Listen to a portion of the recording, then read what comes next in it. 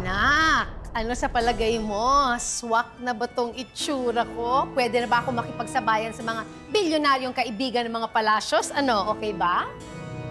Burol pupuntahan natin, hindi party. He, magbihis ka na nga.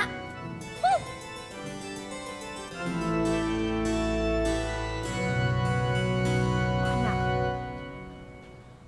Ano ate, nahanap mo na phone ni Kuya Basil? Hindi. Pero meron silang nakitang morphine sa drawer ko. ano? Feeling ko tuloy suspect ang tingin nila sa akin. Teka muna, George. Bakit meron silang nahanap ng morphine sa'yo? Hindi ba yun ang lumason sa asawa mo? Nay, hindi naman sa akin yun eh. Hindi ko alam kung paano nahalo yun sa mga gamit ko. Ano ba yan? Paano ba?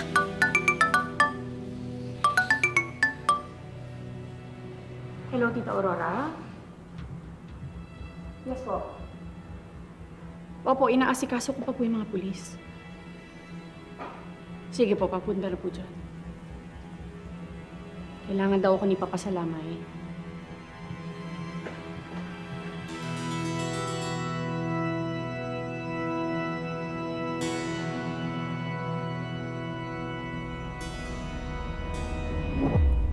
Kung hindi pa kita tinawagan, hindi ka makukulong. Tignan mo. May iba nang pumapapel sa burol ng asawa mo. I'm telling you, Georgina, kapag hindi ka nag-ingat, mawawalan ka ng papel sa estate ng dahil sa mag-ina mo.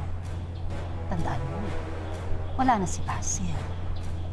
Kuya Galvani sa pair of mother and daughter leeches trying to suck you dry. So, protect your place. Dahil kung hindi, babalik ka sa kangkungan kung saan ka nang galing.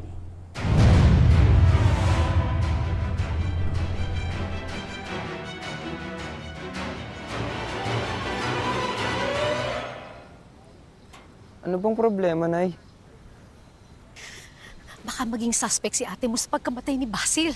Sus, di pa bayaan ni Kuya Abdul yun si ate, no? Mahal na mahal ni Kuya Abdul yan si ate. Kaya, huwag yun nang intindihin yung morphine na nakita nila sa gamit ni ate. Kung maingay yung bibig mo, baka mamaya may makarinig sa atin. Unang-una, walang dapat makaalam tungkol dyan sa morphine na yan. At pangalawa, dapat wala rin makaalam tungkol kay ate mo tsaka kay Abdul.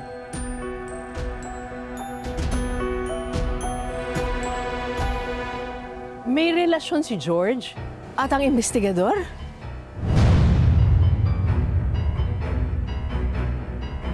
Oy, Mercy, ano ginagawa mo dyan? Bakit ka nakikinig sa usapan namin? Eh, ang lakas-lakas ng boses ninyo, parang radyo eh.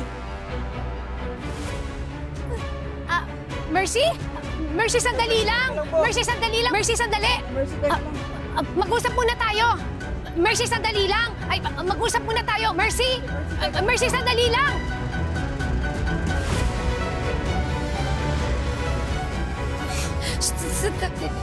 Tawagan mo ate mo, dali! Kanina nakalimutan ko ano yung phone ko eh. Jesus Mariosep, ano ba?